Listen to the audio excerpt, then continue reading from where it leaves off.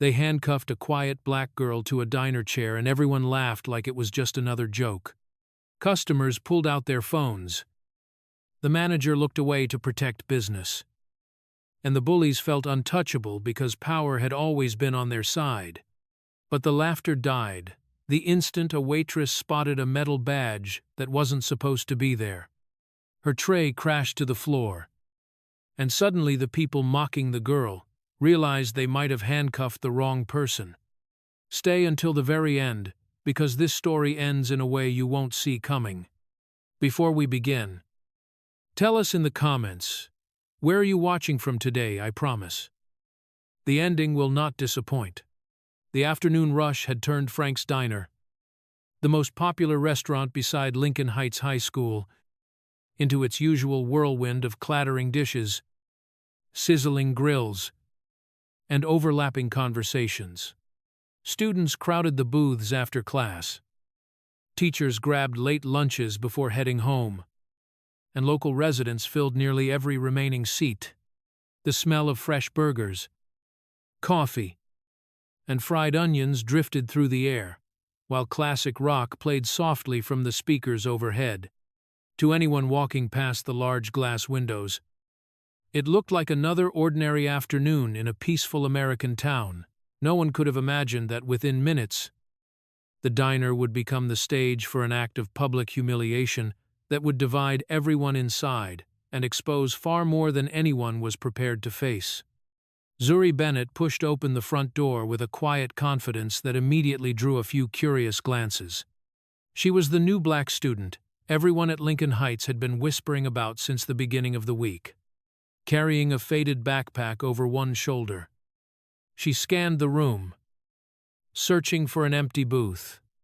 She had spent the entire day avoiding unnecessary conversations, ignoring judgmental stares in the hallways, and pretending not to hear the cruel comments that followed her from one classroom to another. All she wanted now was a hot meal and 30 minutes of silence before walking home.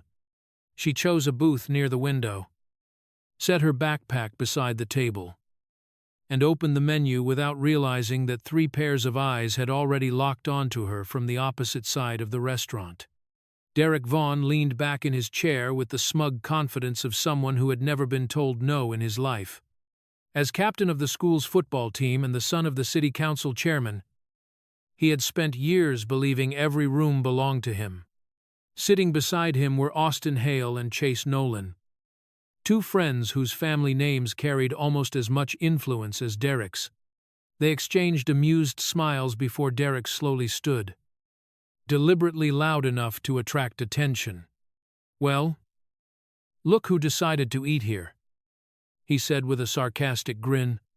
Conversations nearby grew quieter as dozens of students instinctively turned to watch. Zuri kept reading the menu, refusing to acknowledge him. That calm silence irritated Derek far more than any insult could have. He walked closer, resting one hand on the table. "Didn't anyone tell you this place has regular customers?" he asked. "Some people just don't know when they're not welcome." Austin laughed loudly. Chase followed with another mocking remark, and together they surrounded the booth, cutting off any easy path to the exit. Their comments quickly shifted from ordinary teasing into openly racist insults. A few students looked uncomfortable, but none of them moved. Several simply lowered their heads and pretended to continue eating. Unwilling to challenge the most powerful teenagers in school, others reached for their phones, sensing entertainment instead of injustice. Within seconds, cameras were pointed toward the growing confrontation. The glowing screens reflected eager faces more interested in recording viral content than helping another human being. Grace Miller emerged from the kitchen carrying a heavy tray loaded with burgers, fries, and milkshakes. After more than 3 decades working in the diner, she could recognize trouble before it exploded.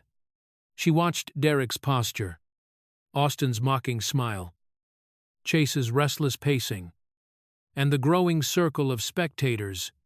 Something about the scene made her stomach tighten. She started walking toward the booth, but Frank Dawson stepped into her path. "Leave it," he whispered without taking his eyes off the customers. "Don't get involved." Grace frowned. "They're surrounding that girl." Frank sighed nervously. "If we throw them out, half the football team and their families won't come back. We can't afford another controversy." Grace stared at him in disbelief. She had served food in this diner for 30 years. But she had never grown used to watching decent people choose comfort over courage. Meanwhile, Derek's patience evaporated. "You think ignoring me makes you brave," he sneered. Zuri finally looked up. Her expression remained calm, almost unreadable. "I came here to eat," she replied quietly. Nothing more. The simplicity of her answer only fueled Derek's anger. He hated that she refused to show fear. He wanted panic. He wanted tears. He wanted the crowd to laugh with him. Instead, all he saw was a young woman meeting his eyes without hatred or surrender. His jaw tightened. "Let's make this interesting," he muttered. He strode toward the parking lot entrance, disappearing outside for less than a minute, before returning with a small metal object in his hand. Most people assumed it was another prank until the steel caught the overhead lights. A pair of handcuffs dangled from his fingers. Several students laughed nervously, believing he would simply wave them around for attention. Instead, Derek grabbed Zuri's wrist before anyone fully understood what he intended. The room erupted with gasps as he fastened one cuff around her wrist and secured the other to the metal support beneath the booth seat. The sharp metallic click echoed through the diner with shocking finality. Phones immediately lifted higher to capture every second. Someone laughed.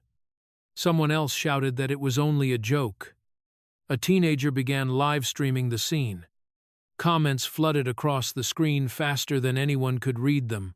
Yet among more than 40 people inside the restaurant, not a single customer stepped forward to object. Some smiled awkwardly. Others whispered that Derek had gone too far. But they stayed where they were. Fear of becoming the next target outweighed their sense of right and wrong. Grace instinctively took another step forward. But Frank caught her arm again. "Don't," he said more firmly this time. "Let the police deal with it." Grace looked around the diner in disbelief. By the time they arrive, everyone here will have already decided what kind of people they are. Zuri remained seated. She didn't pull against the metal restraint. She didn't scream or beg for help. She simply raised her head and looked directly into Derek's eyes. Her calmness unsettled him. Every second she refused to react made his victory feel smaller. "Say something," he demanded. She remained silent. "Are you scared now? Still nothing?" The confidence he had expected to display before the crowd slowly transformed into frustration. With an angry kick, Derek sent Zuri's backpack sliding across the floor. The zipper burst open as it struck a chair leg. Books scattered across the tiles. Pens rolled beneath nearby tables. Finally, a worn leather wallet slipped from the bag and landed near Grace's feet. As it hit the floor, a heavy metal badge slid from one of its compartments, spinning across the tiles before coming to rest in the light. Grace's eyes locked onto the emblem. The color drained from her face.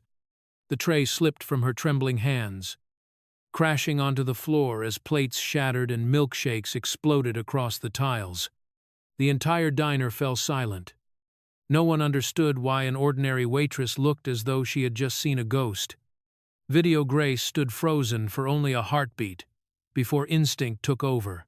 The shattered plates at her feet gave her the perfect excuse to kneel, allowing her trembling hand to reach the polished metal badge, lying beside the spilled milkshake. She slipped it into her palm before anyone else seemed to notice. The emblem was cold, heavier than it looked, its worn silver edges revealing years of use. At its center was a distinctive eagle surrounded by a circular crest unlike any police department, military branch, or government agency she recognized from everyday life. Yet Grace knew exactly where she had seen it before. Her breathing became shallow as memories she had spent 2 decades trying to bury forced their way back into her mind. 20 years earlier, she had sat inside a federal courtroom as a frightened young witness in one of the largest corruption hearings the state had ever seen. She had testified under protection, surrounded by federal marshals. After exposing a criminal network that had infiltrated local government, during those endless days of testimony, only a handful of investigators had worn that exact insignia. It had never appeared in newspapers. It had never been shown on television. It belonged to a task force whose existence had quietly disappeared after the investigation concluded. Grace had believed she would never see that symbol again for the rest of her life. Yet now it rested in her shaking hand, having somehow fallen from the backpack of a teenage girl who looked far too young to know anything about that forgotten chapter of history. She slowly looked up at Zuri, who remained handcuffed to the booth without showing panic. Most people in her situation would have shouted for help or demanded justice. But Zuri's silence was unsettling. It was not the silence of surrender. It was the silence of someone carefully observing every face in the room, measuring every reaction. Grace suddenly realized that the badge might not simply be an old keepsake. If someone had trusted this young woman enough to carry it, there had to be a reason, a dangerous reason. She discreetly slipped the badge into her apron pocket before Derek or his friends noticed it. Then, pretending to clean the broken dishes, she quietly stood and walked toward the rear hallway of the diner. Frank noticed the unusual expression on her face and followed her with worried eyes. "Grace," he whispered. "What are you doing?" She ignored him completely. Instead of returning to the dining room, Grace reached the back entrance and turned the deadbolt with a quick motion. The heavy click echoed through the narrow hallway. Frank hurried after her. "Why are you locking the back door?" he demanded. "Customers use that exit." Grace answered without looking at him. "No one leaves through there today." Frank stared at her in disbelief. He had worked beside Grace for years and had never seen her behave this way. She was calm under pressure, practical, and almost impossible to frighten. Yet now her hands were visibly trembling. "Grace," he repeated more softly. "What's going on?" She finally turned toward him, her face pale. "I hope I'm wrong," she whispered.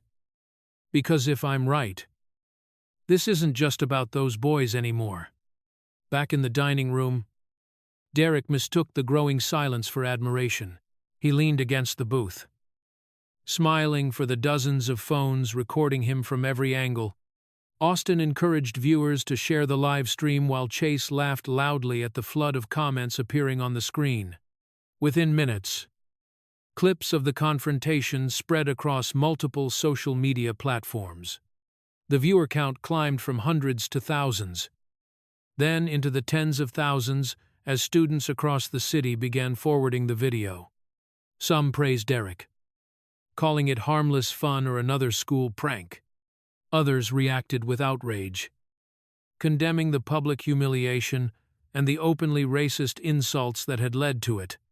Comment sections quickly turned into battlefields, with strangers arguing fiercely over justice, bullying, race, and privilege. Every passing minute pulled more attention toward Frank's diner, transforming an ugly local incident into a spectacle watched by people who had never even heard of Lincoln Heights. Derek thrived on the attention. "Look at that," he laughed, showing Austin the rapidly increasing viewer count. "She's famous now." He crouched beside Zuri and lowered his voice just enough for nearby cameras to capture every word. "Maybe next time you'll learn where you belong." Zuri met his gaze with the same quiet composure she had maintained from the beginning. Her refusal to cry or argue slowly chipped away at Derek's confidence. He wanted fear. Instead, He found himself growing irritated by her complete lack of reaction. Around them, customers whispered uneasily. A middle-aged couple debated whether they should intervene but ultimately remained seated. A teacher from the high school looked away, pretending to read messages on his phone. Even those who recognized the injustice hesitated, unwilling to challenge the son of one of the most influential men in town. Hidden from the crowd, Grace stepped into the tiny storage office beside the kitchen. Dust covered the shelves, and an old rotary telephone sat beneath a cabinet. Disconnected from the main restaurant line years ago, but still functional through a private extension. She hesitated only long enough to retrieve a folded piece of paper from her wallet. The ink had faded with age, but one phone number remained clearly visible. She had carried it for 20 years without ever using it. She slowly dialed each digit, listening to the distant ringing. Once, twice, 3 times. Just as she thought no one would answer, a calm voice finally spoke. "This line is no longer in service." Grace closed her eyes. "It has appeared," she said quietly. "The badge has appeared." Silence filled the line for several long seconds. She could hear nothing except faint static. Whoever was on the other end seemed to stop breathing. Finally, the voice returned. Lower than before. Described the person carrying it. "A young black woman." Grace answered. "About 18. Calm." She didn't fight back. Another pause followed. Then came a response that sent a chill down Grace's spine. "Don't let the girl leave that diner." The line went dead before she could ask a single question. Grace slowly lowered the receiver, realizing with growing certainty that the symbol she had recognized had awakened something that had been buried for 20 years.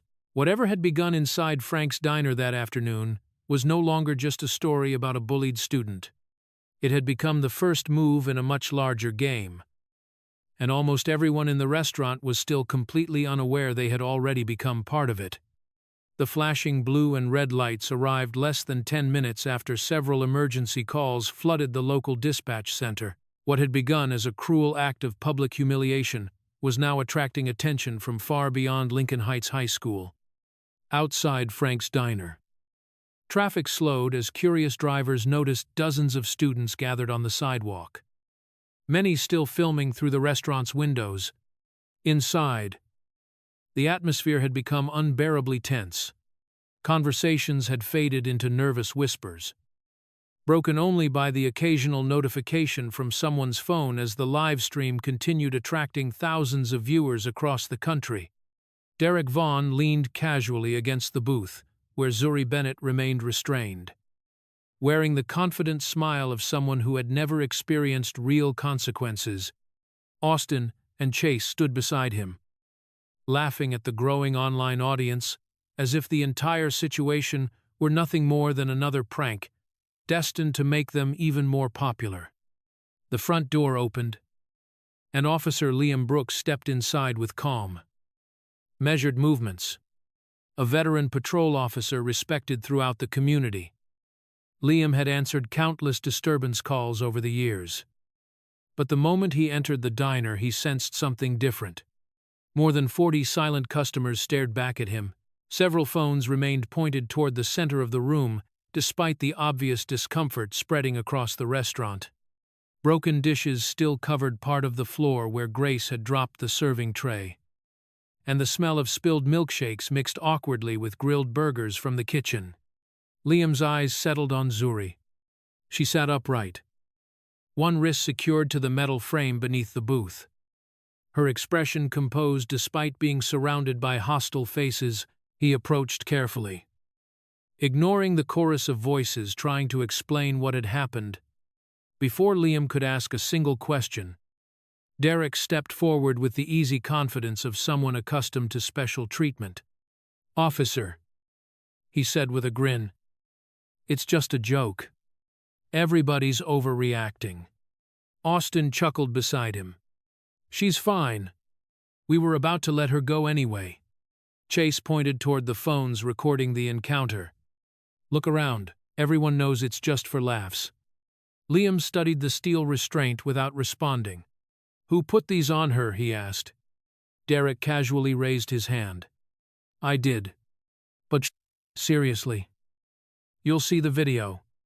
Nobody got hurt. Liam looked directly into Derek's eyes. Do you have a key? Derek shrugged. Of course. He reached into his pocket and tossed the small key toward the officer with a smirk. Problem solved. Liam crouched beside Zuri and quietly unlocked the restraint. The metallic click echoed through the silent diner. For the first time since the ordeal had begun, Zuri was physically free. She slowly rubbed her wrist but said nothing. Liam noticed the faint red mark left by the metal, but also noticed something else. She wasn't looking at Derek. She wasn't looking at the crowd. Her attention remained fixed on Grace, who stood several feet away with an expression he couldn't quite understand. It was a look that mixed fear, recognition, and urgency all at once. Before Liam could continue questioning anyone, Grace walked toward him with deliberate steps. She glanced briefly around the room to ensure nobody else could hear, then quietly placed the silver badge into his hand. The instant Liam saw the emblem, every trace of routine professionalism vanished from his face. His pupils widened. His breathing stopped for a split second. The room around him seemed to disappear. He turned the badge over once, carefully examining its worn engraving, then looked sharply at Grace. Where did you get this? He asked in a voice barely above a whisper. It fell from her backpack. Grace replied. Liam slowly lifted his eyes toward Zuri. For several long seconds, neither of them spoke. Then he slipped the badge into his own palm, stood upright, and addressed the entire restaurant with unexpected authority. Nobody leaves this building. Confused murmurs spread instantly through the crowd. I repeat, Liam said more firmly. Everyone stays exactly where they are until further notice. The customers stared at one another in disbelief. What do you mean? We can't leave, one businessman protested. I've got children waiting at home. Another woman argued. This is ridiculous. Someone shouted from the back. Ignoring the complaints, Liam reached for his radio. I need additional units, he reported calmly. Secure the perimeter. Treat this location as an active investigation. Even Derek's confident smile faded slightly. What investigation? He laughed nervously. Officer, you're seriously doing all this because of a school prank? Liam didn't answer him. Instead, he made another announcement. For the protection of evidence, everyone will temporarily surrender their phones. They will be documented and returned after investigators complete the initial review. The reaction was immediate. Voices exploded throughout the diner. You can't take my phone, I know my rights. This is insane. Several customers instinctively backed away, clutching their devices tighter. Others hurriedly attempted to stop their live streams before handing over their phones. A teenager whispered to his friend that deleting the video might be smarter than letting police see it. Liam immediately noticed. Deleting evidence now would create far more serious problems. He warned evenly. Leave every recording exactly as it is. The room fell into uneasy silence again. Across the restaurant, Derek finally pulled out his own phone. He stepped away from the crowd and quickly dialed a familiar number. His father answered almost immediately. Dad, Derek said with forced confidence. Some cop is acting crazy. He's locking everyone inside the diner. A deep voice interrupted before Derek could continue. Put him on the phone. Derek walked directly toward Liam and held out the device. My father wants to speak with you. Liam looked at the phone but made no effort to take it. Tell your father I'll call him later. Derek blinked in disbelief. I don't think you understand who my father is. I understand perfectly, Liam replied. No. Derek insisted. You really don't? From the speaker. His father's angry voice became loud enough for several nearby customers to hear. Officer. This is Council Chairman Richard Vaughn. Release my son immediately. This incident is being exaggerated. Liam remained expressionless. I'm conducting an investigation. Sir. That's an order. For a brief moment, the entire diner seemed to stop breathing. Everyone expected Liam to comply. Everyone in town knew Richard Vaughn's influence extended into nearly every public office. Instead, Liam calmly ended the call. Gasps echoed across the restaurant. Even Grace looked surprised. Liam clipped the radio back onto his shoulder, then stepped toward the front window, where no one could overhear his next transmission. He selected a different encrypted channel. His voice became lower. This is Officer Liam Brooks, requesting immediate notification of internal affairs. The dispatcher hesitated. Internal affairs. For a disturbance call, yes. Should I notify your district supervisor first? No. Your captain will want negative. Liam's tone hardened. Bypass the chain of command. A long silence followed over the radio. Then the dispatcher quietly answered. Request acknowledged. Grace watched the exchange with growing astonishment. She understood exactly what Liam had just done. He had deliberately ignored his own superiors. Whatever he had recognized on that badge was serious enough that he no longer trusted the normal chain of command. Across the room, Derek slowly lowered his phone. For the first time all afternoon, uncertainty replaced arrogance. Austin leaned toward him. What just happened? Derek didn't answer. He wasn't sure anymore. Several minutes passed in heavy silence. Outside the front windows, another sound broke through the stillness. Low engines. Powerful engines. Every head inside the diner turned toward the parking lot. One black SUV rolled in. Then another. Then a third. Each vehicle was identical, with dark-tinted windows reflecting the afternoon sunlight. They parked in a perfect line directly outside the entrance. The engines shut off one by one. No markings identified who they belonged to. No sirens announced their arrival. The diner became completely silent.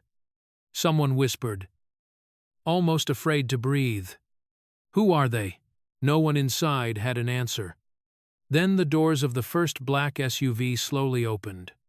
The doors of the three black SUVs opened almost in perfect unison, and every conversation inside Frank's diner came to an abrupt halt.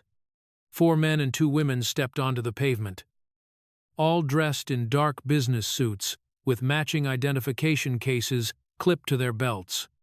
They carried themselves with the quiet confidence of professionals who never needed to announce their authority. There were no flashing lights, no raised voices, and no dramatic gestures. Their calm precision alone was enough to silence the growing crowd gathering outside the restaurant. Students who had been live-streaming moments earlier slowly lowered their phones, sensing that whatever was unfolding had suddenly grown far beyond a high school bullying incident. Officer Liam walked toward the entrance before any of them reached the door. He gave only a brief nod to the woman leading the group. She returned the gesture without a smile. Her name was Captain Rebecca Stone, commander of the Internal Affairs Division, a department almost no ordinary citizen ever expected to encounter in person. If internal affairs appeared without warning, it usually meant someone inside the system had already become the subject of an investigation.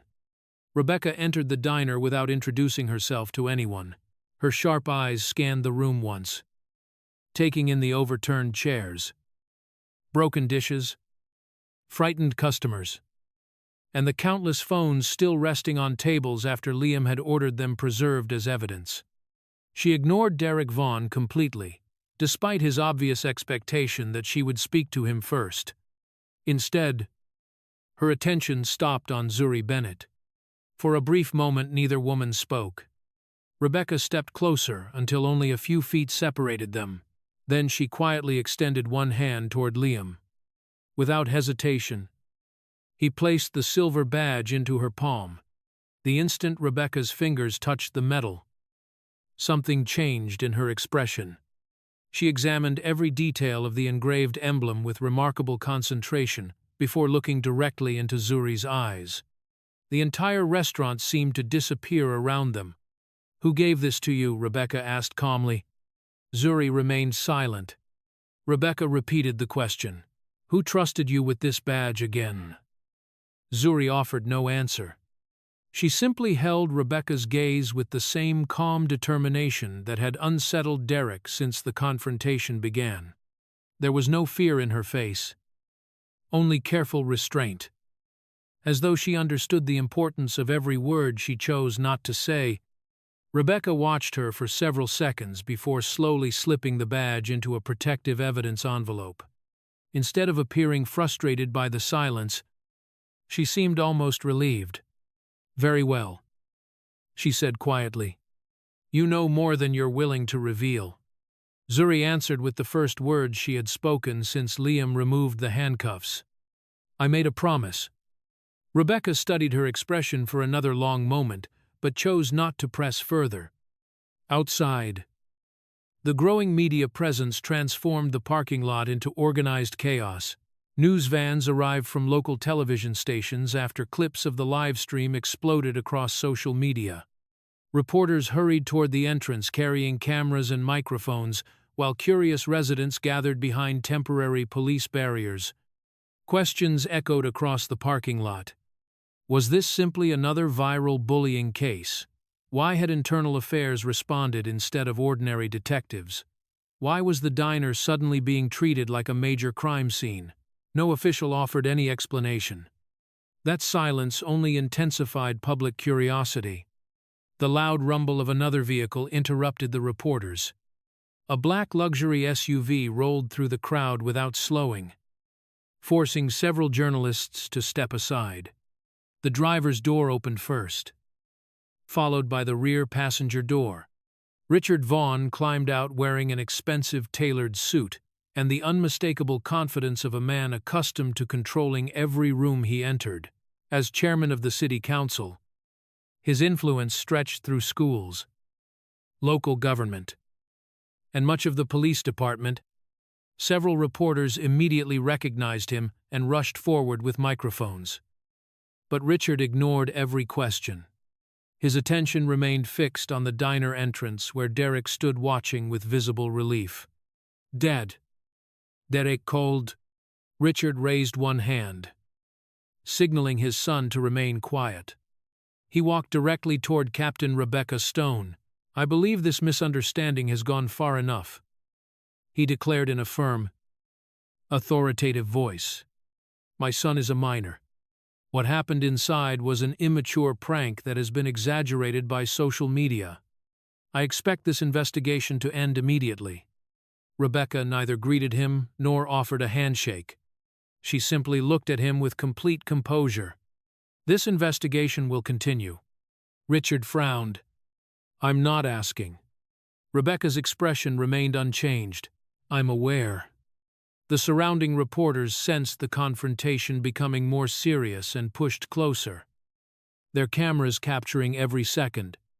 Richard adjusted his jacket before lowering his voice, though it remained loud enough for nearby officers to hear. "You seem unfamiliar with this city." "Captain, I've read enough about it.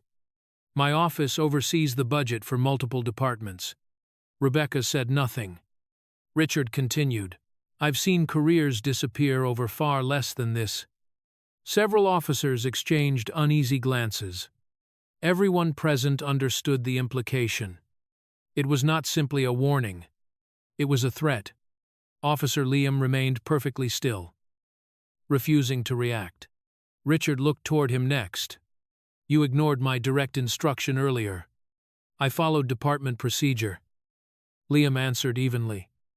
"You bypassed your chain of command." "I reported what I believed required independent review." Richard smiled coldly. That decision may cost you your badge." Silence spread across the parking lot. Even the reporters stopped asking questions. Every camera focused on Rebecca. Most people Instead, she took one deliberate step forward until she stood directly in front of Richard Vaughn. Her voice remained calm. "I don't believe you understand why Internal Affairs is here." Richard folded his arms. "Enlighten me." Rebecca held his gaze without hesitation. "We're not here because your son handcuffed a student." Confusion appeared across several reporters' faces. "We're here because evidence recovered at this scene may be connected to an active investigation." Richard's confident smile weakened. "What investigation?" Rebecca answered without the slightest change in tone. "The investigation involving you." Time seemed to stop. No one spoke.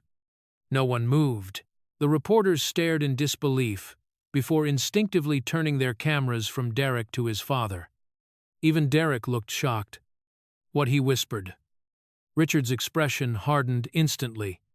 "This is absurd." Rebecca remained completely composed. "Perhaps. But we've spent months following financial records, witness statements, and internal communications." She paused only briefly. "Today's evidence has given us reason to believe those records deserve another review." The parking lot fell into complete silence. The only sound came from distant camera shutters firing one after another. Richard looked around at the officers, the reporters, and finally at Rebecca herself. "You have no idea what you're doing." Rebecca answered quietly. "I know exactly what I'm doing." Before Richard could respond again, another vehicle approached the police perimeter. Unlike the official SUVs, this was an ordinary motorcycle ridden by a young courier wearing a plain delivery jacket. He removed his helmet and hurried toward the nearest officer, carrying a small, padded envelope.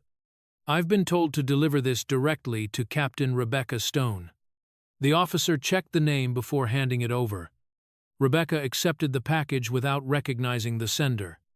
There was no return address, no identifying mark, only her name written in neat black ink. She carefully opened the envelope while every camera remained fixed on her hands. Inside was a single flash drive, a plain black USB. Nothing more. Rebecca slowly looked up from the mysterious device. Somewhere in the growing crowd, someone had gone to extraordinary lengths to ensure that this piece of evidence reached only her, and whoever had sent it clearly believed it could change everything.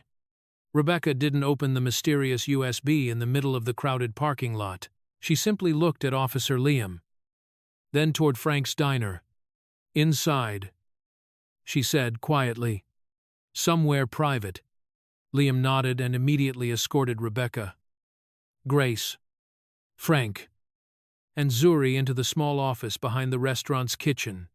The cramped room was usually reserved for payroll records and inventory receipts, but within minutes it had become the center of an investigation that none of them fully understood. Outside, reporters continued broadcasting live, while officers secured every entrance. Inside, the atmosphere was heavy with anticipation. Frank nervously locked the office door behind them, wiping sweat from his forehead. He had owned the diner for nearly 20 years, yet never imagined his tiny office would one day hold internal affairs investigators. A frightened waitress, a silent teenage girl, and evidence that appeared important enough to shake powerful people across the city. Rebecca placed the USB drive carefully onto the desk before examining it under the bright overhead light. It was an ordinary black flash drive without any identifying marks, fingerprints, or labels. Whoever had delivered it clearly knew how to avoid drawing attention. Liam connected a department-issued encrypted laptop to the office monitor, while Rebecca slipped on a pair of evidence gloves. No one spoke as the loading screen appeared. Grace stood quietly beside the filing cabinet, her eyes fixed on the monitor, while Frank paced anxiously across the room. Zuri remained near the window, watching the flashing police lights outside. Without saying a word, finally, a folder appeared on the desktop. It contained dozens of video files arranged by date, stretching back nearly 8 months. Rebecca exchanged a brief glance with Liam before opening the first recording. The screen showed a familiar hallway inside Lincoln Heights High School. At first glance, it looked like an ordinary security camera recording. Then Derek Vaughn appeared, alongside Austin and Chase. He cornered a young black freshman near a row of lockers. They mocked his clothes, shoved his books onto the floor, and laughed as other students walked past, pretending not to notice. The victim picked up his belongings alone while teachers continued down the hallway without intervening. Rebecca immediately opened another file. This time the footage came from the school cafeteria. A Latina student sat quietly eating lunch before Derek deliberately knocked her tray onto the floor. The room erupted in laughter while Austin filmed the humiliation. No teacher stepped forward. Another file showed Chase trapping an Asian student inside a locker room while Derek shouted racist insults from behind the camera. Another revealed a Muslim student having her backpack emptied into a trash can while classmates applauded. File after file exposed the same pattern. Different victims, different locations. The same 3 young men. The same silence from adults who should have protected the students. Frank slowly sank into his chair. "May God," he whispered. This wasn't random. Grace closed her eyes as tears formed beneath her glasses. They've been doing this for months. Liam continued scrolling through the recordings, his expression growing darker with every passing minute. None of these incidents had appeared in official police reports. None had resulted in disciplinary action, beyond meaningless warnings. The evidence painted a disturbing picture of systematic harassment targeting minority students, repeated so often that cruelty had become routine. Rebecca leaned closer to the monitor, carefully noting the timestamps. These weren't recorded by school cameras. She observed, someone was documenting everything from inside the student body. The deeper they searched, the more disturbing the files became. Hidden folders contained screenshots of deleted social media posts, anonymous messages threatening victims who considered reporting the abuse, and photographs of damaged lockers, torn textbooks, and vandalized backpacks. Every document suggested careful planning rather than spontaneous bullying. Then Liam opened a folder labeled Audio. A series of recordings filled the screen. Rebecca selected the earliest file. A conversation immediately began playing through the speakers. One voice clearly belonged to Derek. Another belonged to an unidentified adult. "Just keep it off the news," the older man said calmly. "They won't talk." Derek replied, "If anyone complains, the school already knows what to do." Rebecca paused the recording before opening another file. This time the voice was unmistakable. "Richard Vaughn, Derek's father. The donors aren't interested in another discrimination scandal," Richard said during the recording. "Handle it quietly. The principal understands what's expected." Another recording followed. "We can't suspend Derek." An anxious male voice argued. Richard answered without hesitation. "You enjoy your position because this office protects your school. Don't forget that." Silence filled the tiny office. Even Frank, who rarely followed local politics, immediately recognized the implications. These conversations suggested more than parental interference. They hinted at influence extending into school administration and perhaps even beyond. Rebecca replayed several recordings, comparing voices with remarkable concentration. Liam quietly documented every file while making notes for evidence logs. Grace covered her mouth, struggling to process what she was hearing. For years, she had watched stories about bullying appear briefly on local news before disappearing without explanation. Now the pattern finally made sense. Complaints had not failed because victims lacked evidence. They had failed because someone with influence had repeatedly buried them. Rebecca slowly stood. "This is enough to support multiple criminal investigations," she said. Liam nodded. "We should move now before anyone has time to destroy additional evidence." Rebecca reached for her phone, already preparing arrest requests and search warrants. If these recordings are authentic, Richard Vaughn has obstructed investigations, pressured public officials, and interfered with multiple school disciplinary proceedings.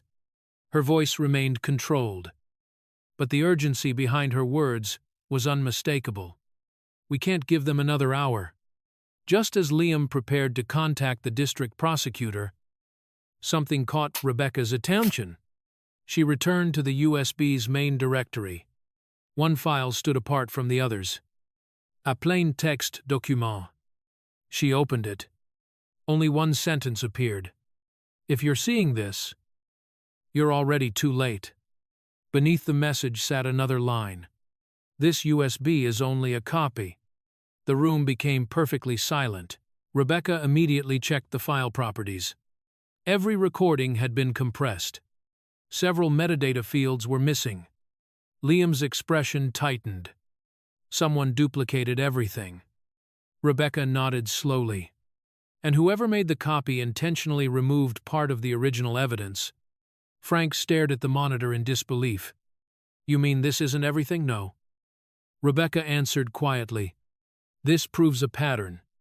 But it doesn't prove who recorded it. It doesn't establish an unbroken chain of custody. And without the original storage device, defense attorneys will attack the authenticity of every single file." The excitement that had filled the room moments earlier dissolved into frustration. They finally possessed evidence exposing months of abuse and possible corruption.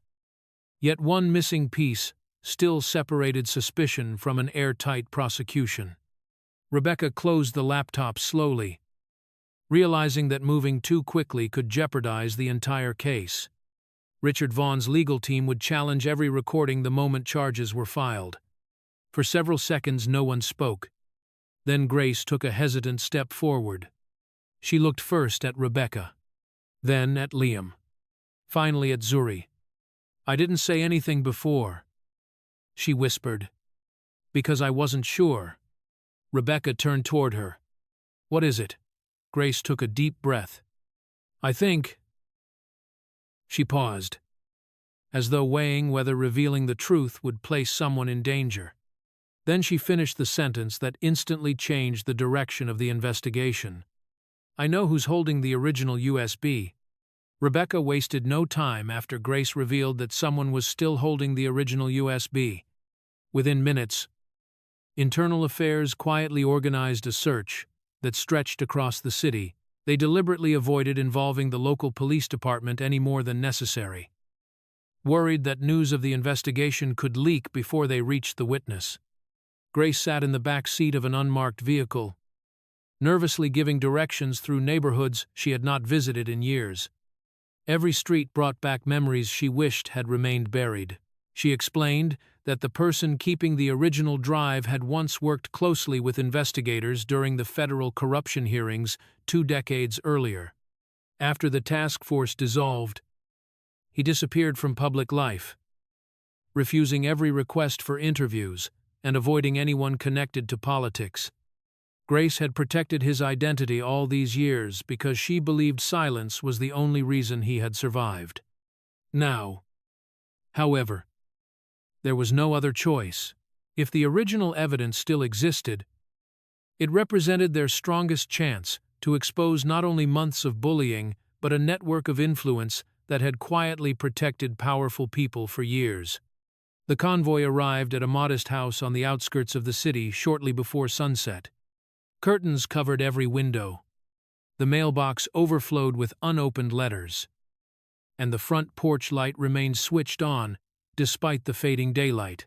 Rebecca exchanged a cautious glance with Liam before approaching the front door.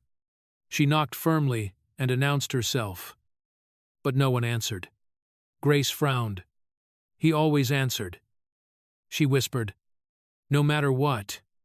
Liam walked around the side of the property, while Rebecca continued knocking. Moments later, he called out from the driveway behind the house. A gray sedan sat parked with the driver's door slightly open. The keys were still in the ignition. A paper coffee cup rested untouched in the holder, while a cell phone lay abandoned on the driver's seat. Rebecca carefully examined the scene without touching anything. There were no obvious signs of violence. No shattered windows. No blood. And no evidence of a struggle. Yet something felt deeply wrong. People did not simply leave behind their vehicle, their phone, and every personal belonging without explanation. Liam checked the phone. The battery was still alive. But every recent call had been erased. GPS tracking had been disabled only an hour earlier. Whoever had disappeared had either left under extraordinary pressure or someone had made sure there would be no easy way to find him. Within the hour, Internal Affairs expanded the search throughout the surrounding neighborhoods. Security cameras from nearby businesses were collected. Traffic footage from major intersections was requested. Officers interviewed residents who had walked dogs or returned home from work during the afternoon. Every answer led to another dead end. One neighbor remembered seeing an unfamiliar black SUV parked nearby. Another insisted he had heard raised voices shortly before lunch. A delivery driver thought he had seen two men carrying heavy boxes from the garage. None of the accounts could be confirmed. As darkness settled over the city, the missing witness seemed to have vanished without leaving a trace. Rebecca stood beside the abandoned sedan, staring silently at the empty driver's seat. "Someone reached him before we did," she said. Liam nodded grimly. "Or someone has been watching us from the beginning." While investigators searched the city, another storm erupted online. Videos of Derek handcuffing Zuri inside Frank's diner spread far beyond the state.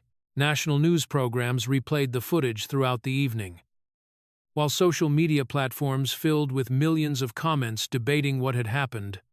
Civil rights organizations condemned the public humiliation and demanded an independent investigation. Former students from Lincoln Heights began sharing their own experiences, describing years of unchecked intimidation, racist harassment, and administrative indifference. By the following morning, hundreds of demonstrators gathered peacefully outside the high school carrying signs, calling for accountability and equal treatment. Television helicopters circled overhead as reporters interviewed parents, teachers, and students standing behind police barricades. What had begun as a single act of bullying had become a national conversation about power, prejudice, and institutional failure. Yet despite the growing public outrage, Derek Vaughn remained free.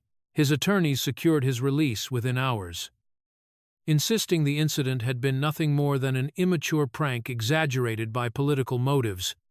The Vaughn family moved quickly to reclaim control of the narrative.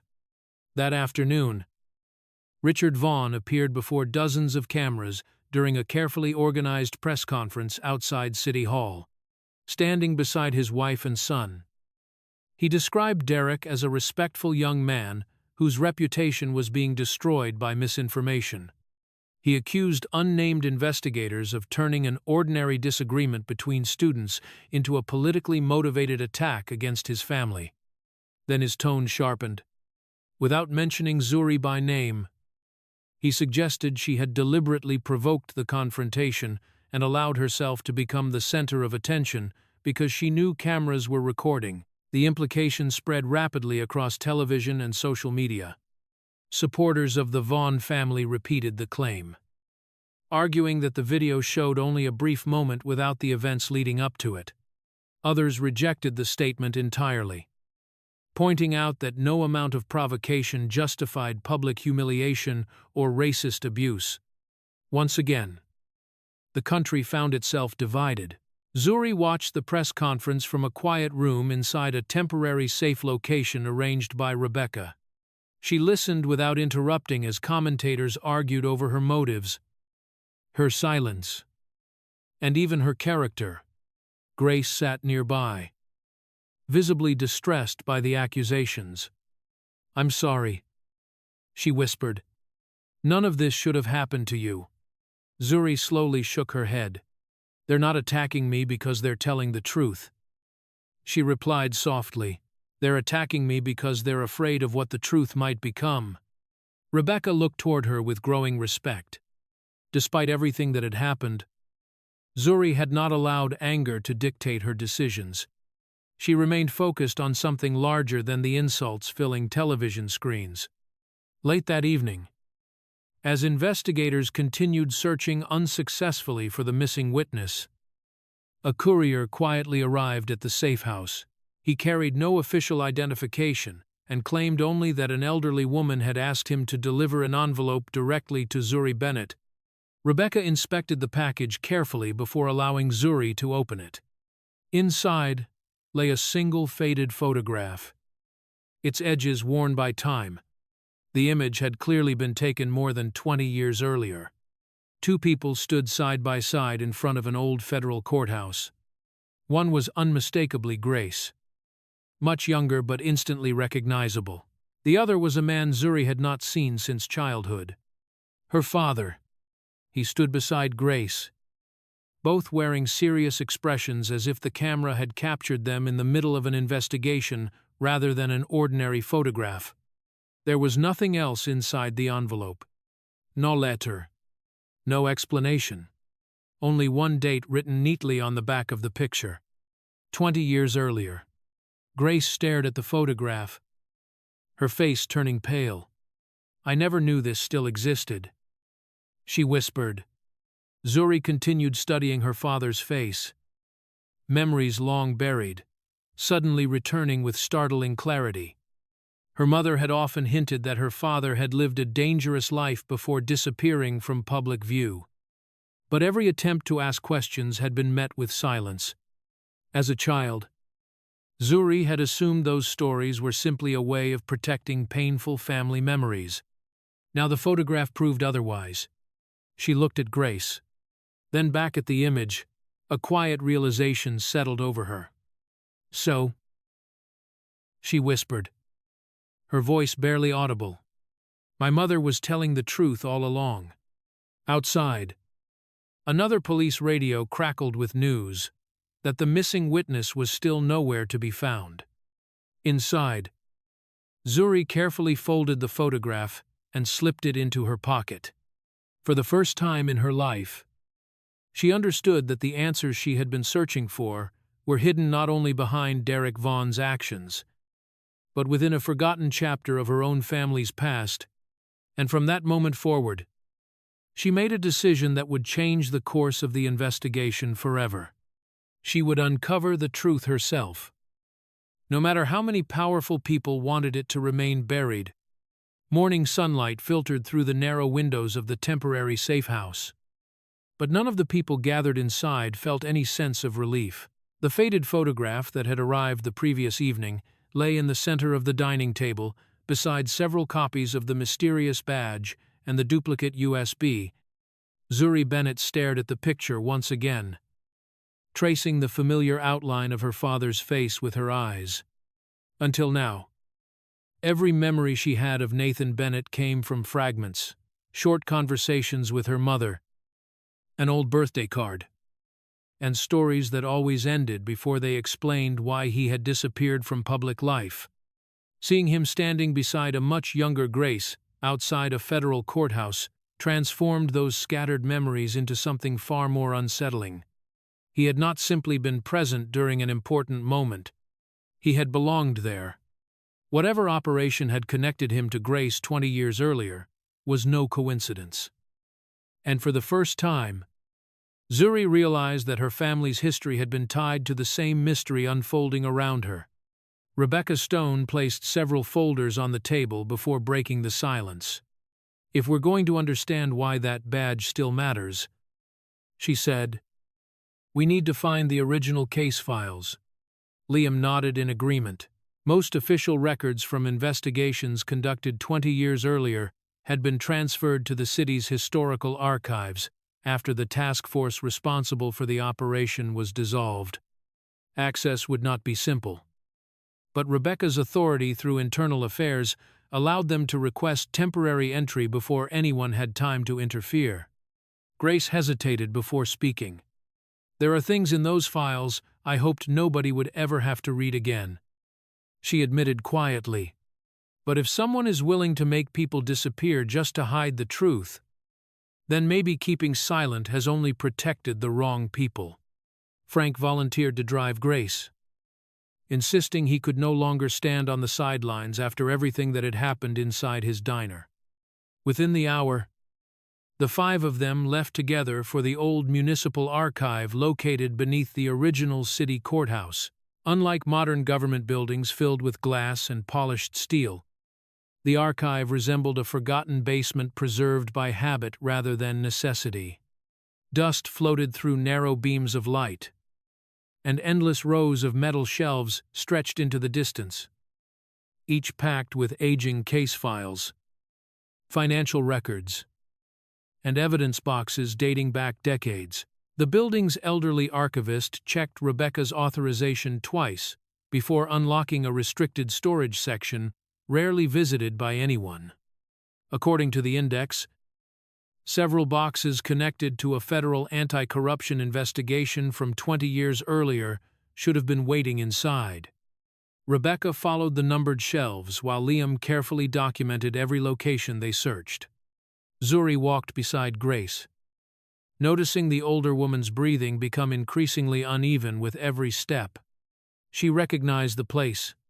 She remembered more than she had ever admitted. When they finally reached the correct aisle, Rebecca stopped so suddenly that everyone behind her nearly collided. 3 shelves stood completely empty. Small inventory tags remained attached to the metal racks, but every evidence box listed under the investigation had vanished.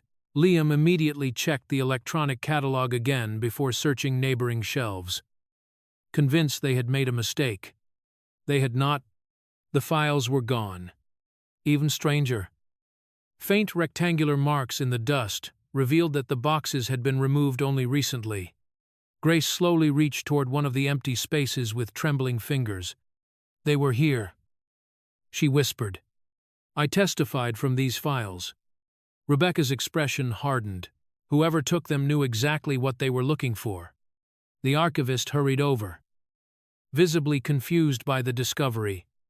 According to the computer system, nobody had requested access to those records for years. There was no official transfer order, no removal authorization, and no maintenance request. Someone had entered the archive quietly, bypassed normal procedures, and stolen the documents before Rebecca's team could reach them. The discovery sent immediate concern through the group.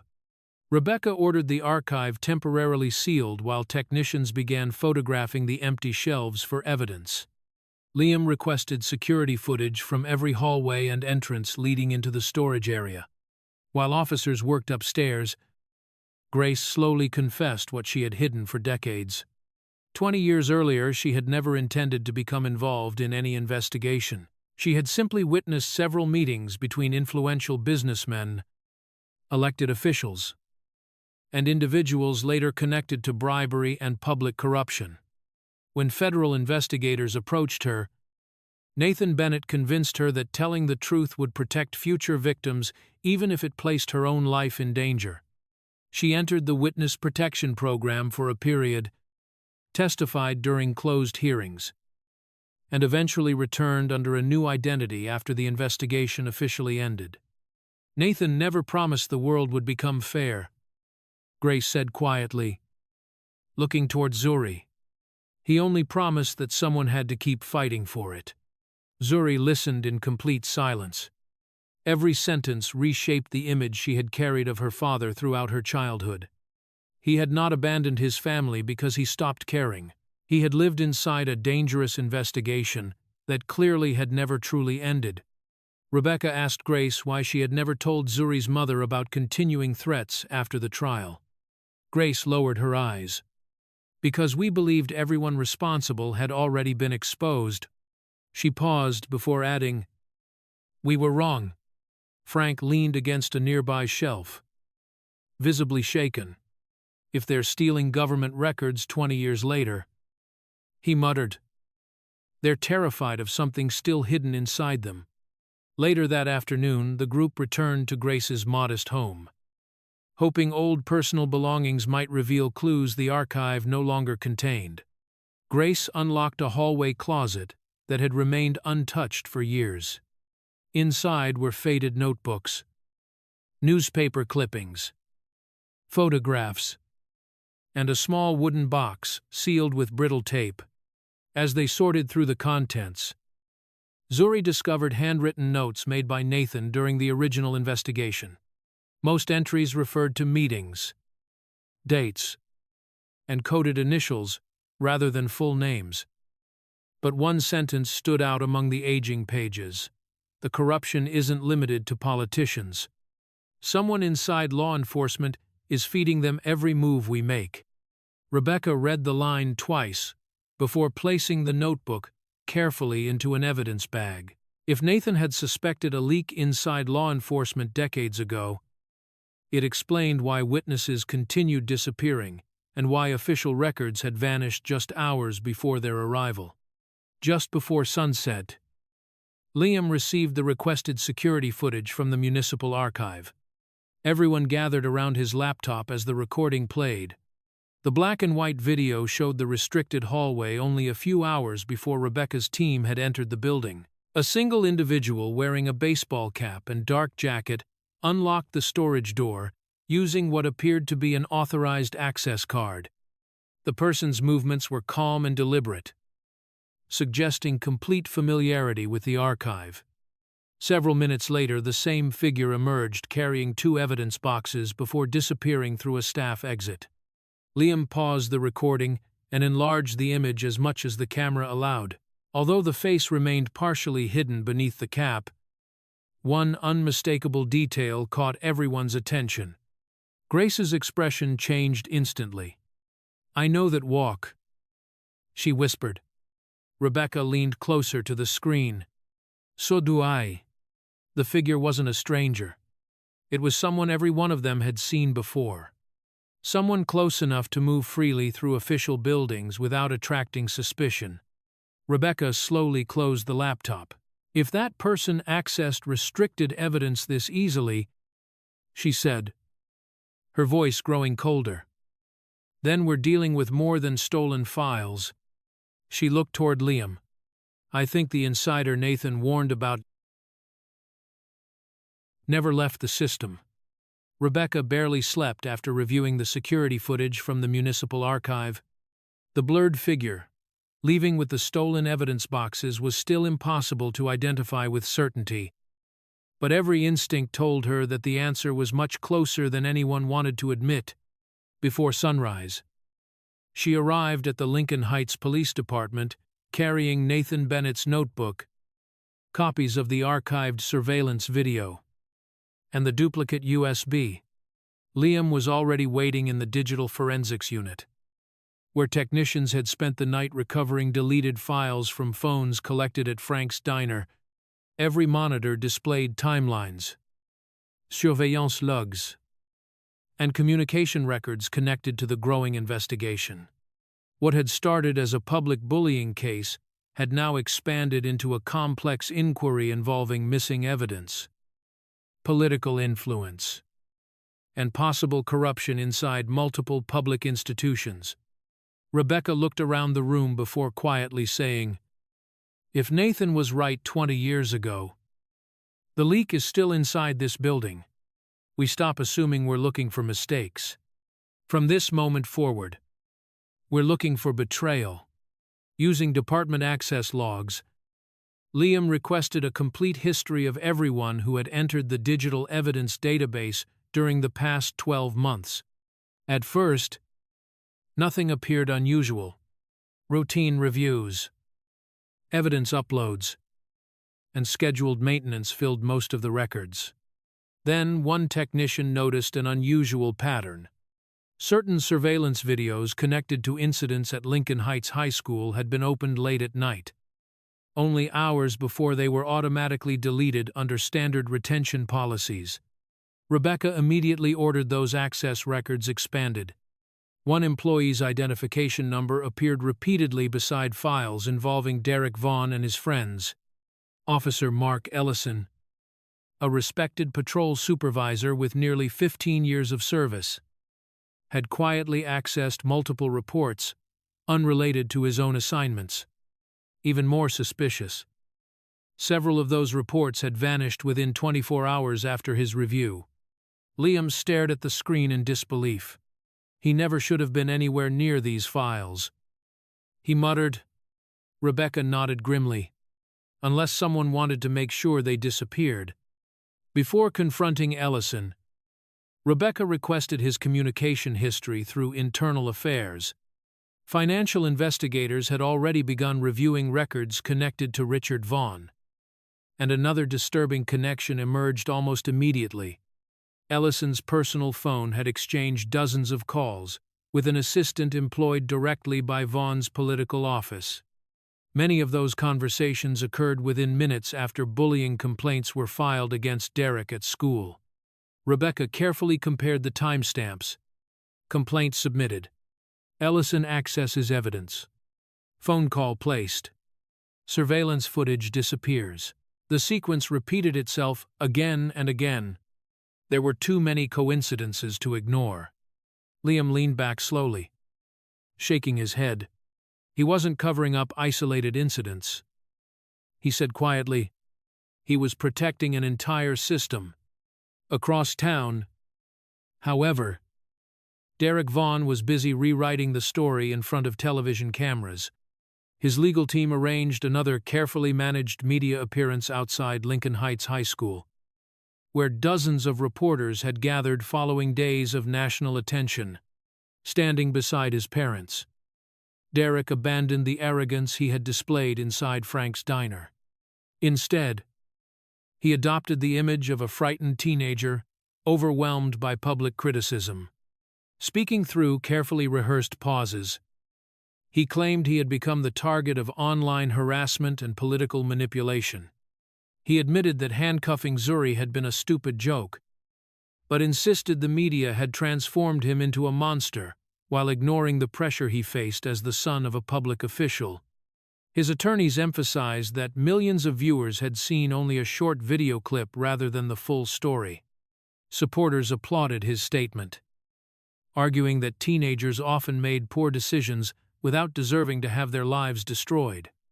Critics responded just as passionately, pointing out that the incident reflected months of documented intimidation rather than one isolated mistake. Outside the school gates, peaceful demonstrators continued demanding accountability, while television crews broadcast every reaction live across the country. Inside the nearly empty school building, Rebecca and Liam met privately with Principal Howard Mercer. The principal appeared exhausted after days of protests, interviews, and public scrutiny. At first, he insisted every complaint had been handled according to district policy. Rebecca quietly placed several recovered reports onto his desk, each documenting incidents involving Derek that had somehow resulted in no disciplinary action. Howard's confidence began to crumble. Those files were incomplete when they reached me, he insisted. I never saw half of this evidence. Rebecca slid another document across the desk. It contained digital access records, proving Officer Ellison had entered the evidence system shortly before several surveillance videos disappeared. Howard stared silently at the papers, his face turning pale. You're telling me someone inside the police department removed evidence before the school even received it? Rebecca answered without hesitation. That's exactly what I'm telling you. Just as the meeting ended, Liam's forensic technician called with another discovery. While reconstructing damaged files recovered from the duplicate USB, investigators had restored part of an audio recording previously believed to be corrupted. Rebecca immediately hurried back to headquarters. The recording was old, its sound quality uneven, but the voices remained recognizable. One belonged to Richard Vaughn. Another appeared to be a younger version of Principal Howard Mercer. A third, After careful enhancement, matched Officer Mark Ellison. "We can't let every complaint become a headline," Richard said calmly. Howard replied nervously, "Parents are already asking questions." Ellison answered next, "Then we make sure the reports never become complete." Silence followed before Richard spoke again. "No suspensions unless absolutely necessary." "What about witnesses?" Howard asked. "They'll stop talking if they think nothing changes." The recording ended. Nobody inside the forensic laboratory spoke for several long seconds. Rebecca understood immediately what the audio represented. This was not simply evidence of recent misconduct. It suggested an organized effort, stretching back years, to suppress complaints before they could reach independent investigators. Nathan Bennett's warning had been accurate all along. The corruption had survived because people inside different institutions had quietly protected one another.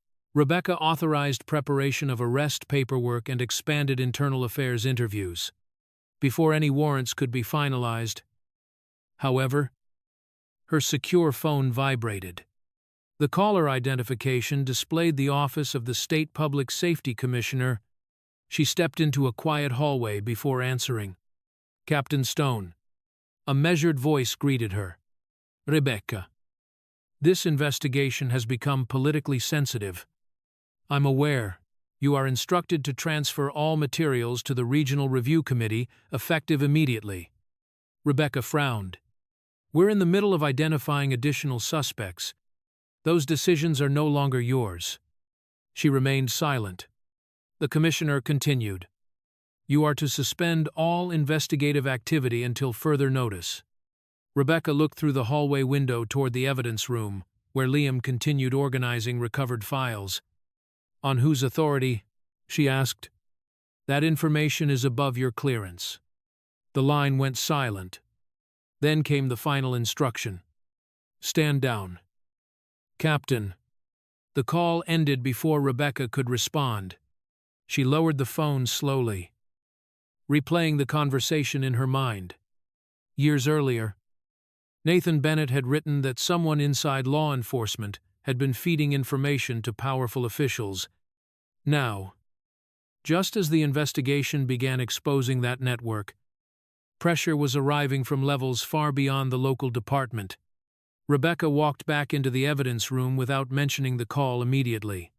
She looked at Liam, then at Suri, who had quietly arrived after meeting with attorneys. "They're trying to stop us," Liam said, reading her expression before she spoke. Rebecca nodded once. "They've ordered me to suspend the investigation." The room fell silent.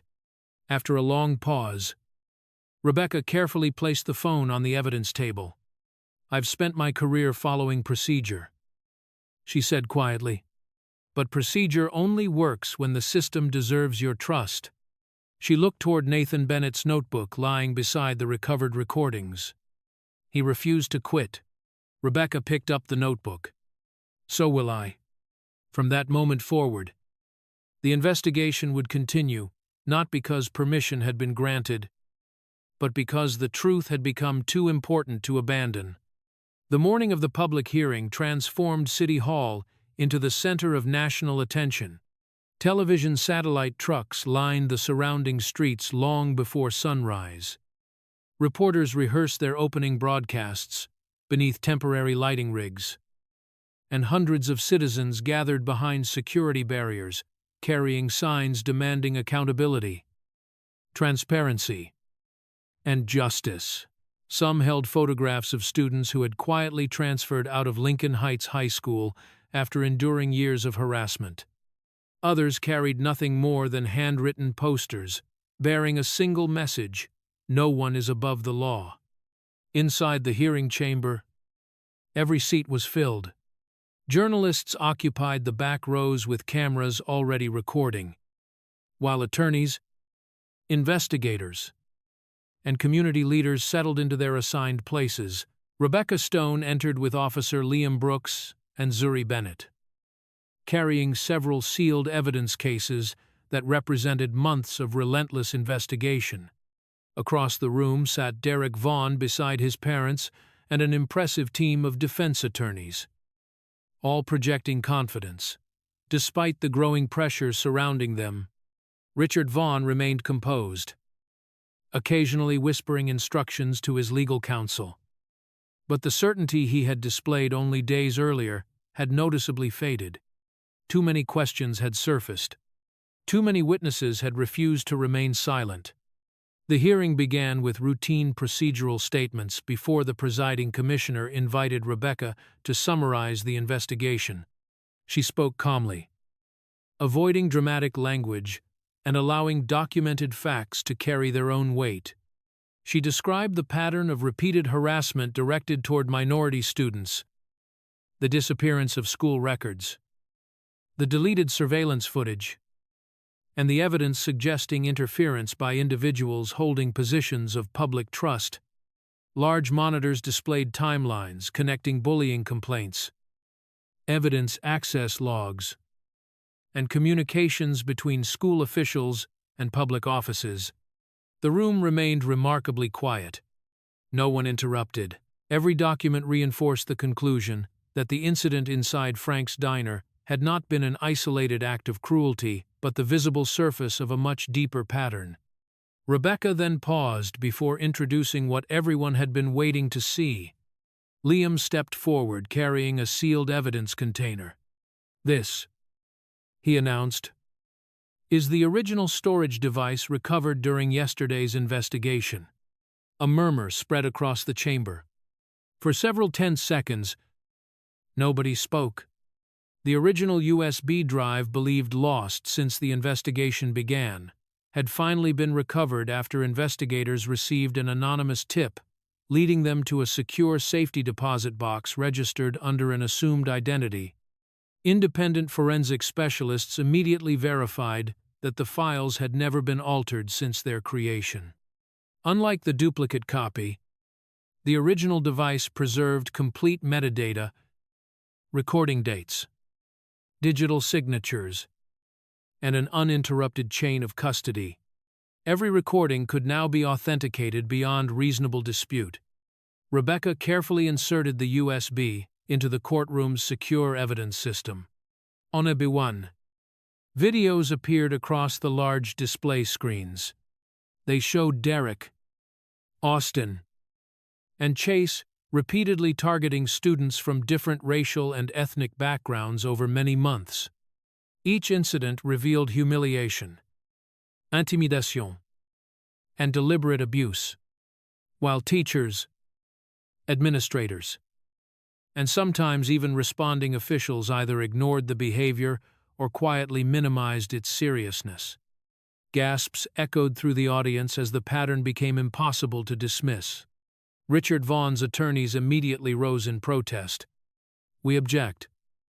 The lead attorney declared firmly, "There is no proof these recordings have not been manipulated before reaching investigators."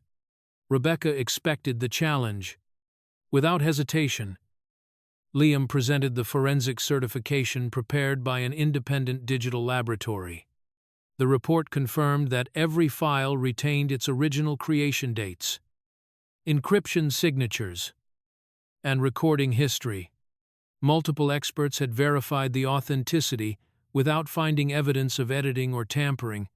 The defense quickly shifted strategy, arguing that the videos lacked context and represented isolated disciplinary matters rather than criminal conduct. Richard himself stood and insisted. Derek lowered his head, portraying himself as a frightened teenager trapped inside circumstances beyond his control. Several supporters nodded sympathetically. But the confidence behind the defense's arguments had begun to erode. Then Rebecca made a request no one expected. "The investigation calls its next witnesses." The side doors opened. A young man entered first, carrying a stack of worn school notebooks. He identified himself as one of Derek's former classmates. Years earlier, he explained, repeated harassment had forced him to leave Lincoln Heights and complete high school in another district. He described reporting multiple incidents to school administrators, only to receive promises that nothing could be proven because surveillance footage had mysteriously disappeared. When he finished speaking, another witness stepped forward, a former student whose locker had been vandalized repeatedly while complaints remained unresolved. Then came another. A young woman described being publicly humiliated during lunch, while teachers instructed her simply to ignore the boys. Another former student recalled receiving anonymous threats after attempting to report racist abuse. None of them had ever met one another before that day. Yet their stories followed the same disturbing pattern. Each testimony reinforced the videos already shown, transforming individual accusations into overwhelming evidence of systematic failure. The hearing room grew heavier with every voice that broke years of silence. Zuri listened quietly from her seat, realizing that her experience inside Frank's diner had become the moment others finally found the courage to speak. She no longer represented only herself. She had unknowingly become the face of every student who had believed no one would ever listen. Reporters typed furiously, while television cameras captured every testimony. Outside City Hall, large screens broadcast the hearing live. To the growing crowd gathered behind police barricades, every new witness drew applause from outside. While inside the chamber, even some officials struggled to conceal their shock. Richard Vaughn's legal team attempted to challenge each statement individually, suggesting fading memories, personal grievances, or misunderstandings. Yet the witnesses remained remarkably consistent. Dates matched archived attendance records. Old photographs confirmed injuries and damaged property. Recovered emails documented ignored complaints. The evidence no longer relied upon a single incident or a single victim. It revealed an institutional culture that had repeatedly favored influence over fairness. Just as the hearing appeared ready to conclude for the afternoon, Rebecca requested permission to introduce one final recorded statement recovered from materials linked to the original investigation 20 years earlier. The commissioner approved. The room darkened slightly as another audio file began playing. At first, only static filled the speakers. Then a familiar voice emerged. It belonged to Grace Miller. She was much younger, giving sworn testimony during the original federal corruption investigation. "I wasn't the only person gathering evidence," Grace said in the recording. There was another investigator who refused to stop even after threats were made. A brief pause followed. The prosecutor's voice asked quietly, "Can you identify him for the record?" Grace answered without hesitation. "His name is Nathan Bennett." The room became completely silent. Zuri slowly looked up. Grace's recorded testimony continued. "If this investigation succeeds one day, it will be because Nathan believed the truth mattered more than his own safety." Rebecca exchanged a brief glance with Liam. Neither of them spoke. The hearing had suddenly become larger than Derek Vaughn, larger than Richard Vaughn, and larger than the bullying investigation itself. Nathan Bennett's name had officially entered the public record once again. Outside City Hall, reporters rushed to update breaking headlines, while officials quietly prepared for the next stage of proceedings. Inside the chamber, the commissioner announced a short recess before the hearing would continue with additional evidence and legal determinations. The decisive phase had finally begun. The final day of the proceedings arrived beneath a gray autumn sky that seemed to mirror the weight carried by everyone involved.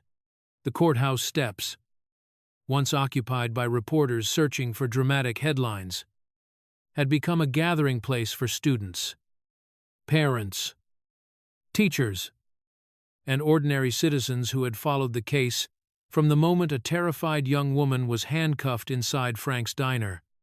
Television cameras still lined the sidewalks. But the atmosphere had changed. The excitement of breaking news had given way to quiet expectation. Inside the courtroom, every seat was filled long before the session began. Zuri Bennett entered beside Captain Rebecca Stone. Officer Liam Brooks, Grace Miller, and Frank Dawson. They exchanged no unnecessary words. After weeks of investigations, missing evidence, public hearings, and countless attempts to bury the truth, there was little left to say. The facts would now speak for themselves. The presiding judge opened the final session by summarizing the investigation that had transformed an act of public humiliation into one of the largest public integrity inquiries the city had faced in decades. Certified digital evidence, sworn testimony, financial records, recovered communications, and authenticated recordings formed an unbroken chain that no longer depended upon speculation or emotion. The original USB, together with testimony from former students, established a documented pattern of harassment that had been repeatedly ignored or concealed. Internal affairs demonstrated that multiple reports had been altered or suppressed before reaching school administrators, while financial investigators presented evidence showing improper coordination between public officials and individuals responsible for protecting institutional reputations rather than students. One after another, the findings erased every remaining argument that the events inside Frank's diner had been an isolated misunderstanding. Derek Vaughn sat silently beside his attorneys, no longer displaying the arrogance that had defined him throughout the investigation. The courtroom replayed the footage recorded inside the diner, not to shame him publicly, but to establish the beginning of a chain of decisions that ultimately exposed a much larger system of misconduct. The judge noted that while Derek's actions had triggered the investigation, they had also revealed years of failures by adults entrusted with authority. Austin Hale and Chase Nolan accepted responsibility for their participation in repeated acts of intimidation and harassment. Their attorneys acknowledged that the evidence left little room for dispute. The court ordered consequences consistent with the law, while emphasizing rehabilitation, accountability, and the lasting impact of their actions on the lives of others. The message was unmistakable. Youthful misconduct did not excuse deliberate cruelty. Particularly when supported by a culture of silence, the proceedings then shifted toward those who had used public authority to protect that misconduct. Officer Mark Ellison faced charges related to evidence tampering, obstruction of official investigations, and abuse of public trust. Principal Howard Mercer admitted that repeated failures within the school's disciplinary system had allowed patterns of harassment to continue unchecked. Investigators presented financial records, communication logs, and sworn testimony connecting Richard Vaughn to efforts intended to influence administrative decisions and interfere with independent investigations. While the legal process concerning every allegation would continue through separate proceedings, the court concluded that sufficient evidence existed to hold those responsible accountable under the law. For the first time in many years, influence, political connections, and public image failed to outweigh documented facts. Before concluding the hearing, the judge invited Captain Rebecca Stone to clarify one question that had captured public attention from the beginning of the case. Every reporter in the courtroom leaned forward as Rebecca carefully removed the silver badge from its evidence case, holding it where everyone could see. She explained that countless rumors had transformed the object into something it had never been. It was not the badge of a secret agency, nor did it grant special authority or hidden privileges. It had belonged to Nathan Bennett, an investigator assigned to a federal anti-corruption task force more than 20 years earlier. During that investigation, Nathan had worked alongside other investigators and protected witnesses, including Grace Miller, while exposing a network of corruption that many believed had been dismantled. When the task force concluded, the badge ceased to hold any official power. Nathan kept it only as a reminder that integrity demanded sacrifice. After his death, it became a family keepsake, passed quietly to Zuri by her mother with one instruction: never forget what it represented. The courtroom remained silent as Rebecca finished. The badge never changed this investigation. She said, "The people who chose to tell the truth did." Grace slowly stood after receiving permission to speak, looking toward Zuri, then toward the crowded gallery. She admitted that for years she had believed surviving was enough. She had convinced herself that remaining silent protected everyone she loved. Watching Zuri endure humiliation without surrendering her dignity forced her to confront the cost of that silence. "Courage," Grace said softly. "Isn't the absence of fear? It's deciding that someone else's future matters more than your own comfort." Frank nodded quietly from the audience. He, too, acknowledged his own failure on the day everything began. Fear of losing customers had prevented him from acting when action mattered most. He apologized publicly to Zuri, not because the apology could erase the past, but because accountability required honesty from everyone, including those who had stood by and done nothing. When the hearing ended, reporters surrounded Zuri outside the courthouse. Microphones stretched toward her from every direction. "Do you hate Derek Vaughn? Do you want revenge? What would you say to the people who defended him for several seconds?" She simply looked across the crowd gathered outside the courthouse steps. Among them stood former students whose testimonies had helped expose years of injustice. Parents embraced children who finally felt believed. Grace stood quietly beside Frank. Rebecca and Liam watched from a respectful distance, understanding that this moment belonged entirely to Zuri. She finally answered, "I didn't come here to destroy anyone." The crowd grew completely silent. "I came here because the truth deserved to be heard." She paused briefly before continuing. "If we answer injustice with revenge, we only create another cycle that someone else will have to break." She looked toward the courthouse doors. "Justice isn't about humiliating people. It's about making sure the next person doesn't have to suffer the same thing." Her words spread across television broadcasts within minutes, becoming the final headline in a story that had begun with cruelty but ended with accountability. Several weeks later, life slowly began returning to normal.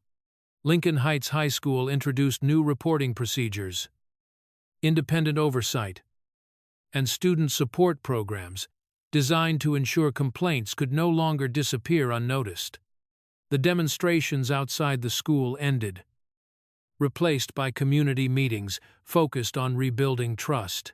Investigations continued where necessary. But the city itself had begun to change.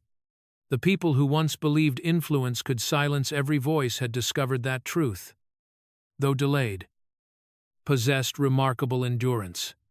On a bright Saturday morning, Frank's Diner reopened after weeks of repairs and renovations. The familiar smell of fresh coffee once again drifted through the restaurant. Customers filled the booths. Though the atmosphere felt noticeably different, people greeted one another with genuine warmth rather than uneasy silence. Grace carried a serving tray through the dining room exactly as she had done thousands of times before. When she reached the booth near the window, she stopped for a brief moment. It was the very place where the tray had slipped from her hands on the afternoon. Everything changed. She gently placed a fresh meal onto the table, smiled quietly to herself, and continued serving the next customers. The simple gesture completed a circle that had begun with fear and ended with hope. Before leaving the diner, Zuri paused near the entrance and glanced once more around the room. Grace waved from behind the counter. Frank raised a coffee pot with a grateful smile. Liam and Rebecca shared a brief conversation by the window before returning to their work. For the first time in many weeks, the diner looked exactly as it should have looked from the beginning, a place where ordinary people gathered without fear. As Zuri stepped outside into the afternoon sunlight, her phone vibrated. An unfamiliar number appeared on the screen. She answered. A calm voice spoke from the other end. My name isn't important right now. We're calling from another city. There was a brief pause before the caller continued. We've been following everything that happened in Lincoln Heights. Zuri listened silently. Then came one final sentence. We have a case that's remarkably similar to what you just lived through. The line remained quiet as Zuri looked back through the diner's front window. She smiled not because another battle awaited her, but because she finally understood what her father had tried to leave behind. The badge had never been about authority. It had always been about responsibility. And somewhere beyond the city limits, another story was just beginning. A group of bullies thought handcuffing a black girl inside a crowded diner would be the funniest video they'd ever post. Customers laughed. Phones came out, and not a single person stepped in. Even the manager chose profits over doing the right thing. But everything changed the second her wallet hit the floor. A waitress spotted a small metal badge, froze in horror, and dropped every plate she was carrying. In that instant, the laughter died and panic quietly took its place. Stay until the very end, because this story only gets more shocking from here. And before we begin, comment below where you're watching from. I promise. The ending won't disappoint.